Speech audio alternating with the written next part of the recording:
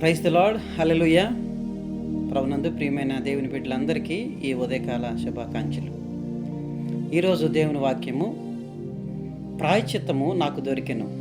యోబు గ్రంథము 33వ అధ్యాయము 24వ వచనము.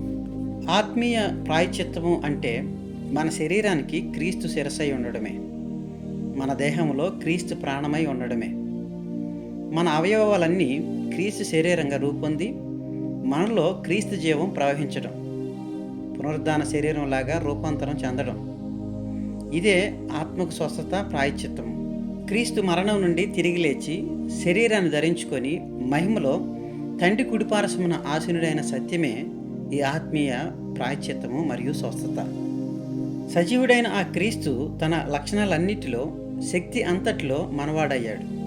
ఆయన శరీరపు మాంసం, ఎముకలు మనవే. మనం నమ్మి సొంతం చేసుకోగలిగితే ఆయన జీవం మనదవుతుంది.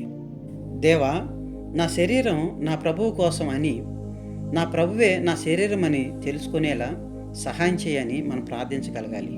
జార్జ్ ముల్లర్ అనే మహాభక్తుడు ఈ విధంగా అంటున్నాడు: దాదాపు 25 ఏళ్ల క్రితం ఒక సందర్భంలో నా మనసు పూర్తిగా అలసిపోయి పనిచేయలేని స్థితికి వచ్చేసింది.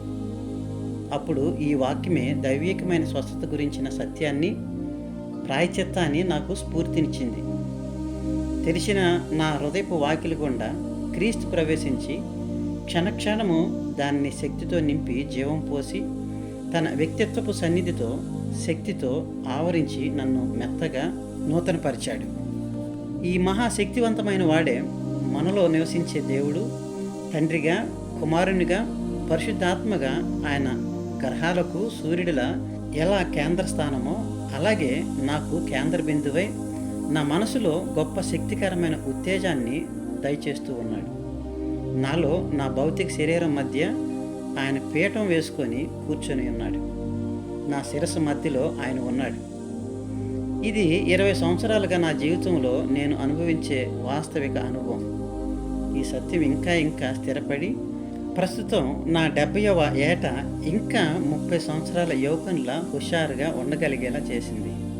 ఇప్పుడు నాలో ఉన్నది దేవుని బలమే. ఎందుకంటే దేవుడు నాకు ప్రాయశ్చిత్తాన్ని దయచేశాడు. నేను గతంలో చేయగలిగిన దానికన్నా మానసికంగాను, శారీరకంగాను రెండింతలు పని చేయగలుగుతున్నాను. నా భౌతిక, మానసిక, ఆధ్యాత్మిక జీవితం ఓట బావిలాగా ఎప్పుడు నిండుగా ఉంటూనే ఉంటుంది. అన్ని రకాలైన వాతావరణాల్లోనూ ప్రయాణాలు చేస్తూ రాత్రింబావళ్ళు బోధిస్తూ పని చేయగలుగుతున్నాను. ఎందుకంటే దేవుడు నాకు ప్రాయశ్చిత్తాన్ని దయచేశాడు. కాబట్టి ప్రియ మిత్రులారా, జార్జ్ ముల్లర్ లాగా మన జీవితం కూడా ప్రాయశ్చిత్తాన్ని పొందుకొని దేవుని యొక్క సేవా పరిచర్యలో బలంగా వాడబడదాం. దేవుని యొక్క ఆశీర్వాదాలు పొందుకుందాం. అట్టి కృప దేవుడు మనందరికీ దయచేయను గాక. ఆమేన్. దయచేసి కళ్ళు మూసుకొని తల ఉంచుకుందాం. ప్రార్థన. మమ్మల్ని మిక్కిలిగా ప్రేమించిన యేసయ్య, మీకు వందనాలు.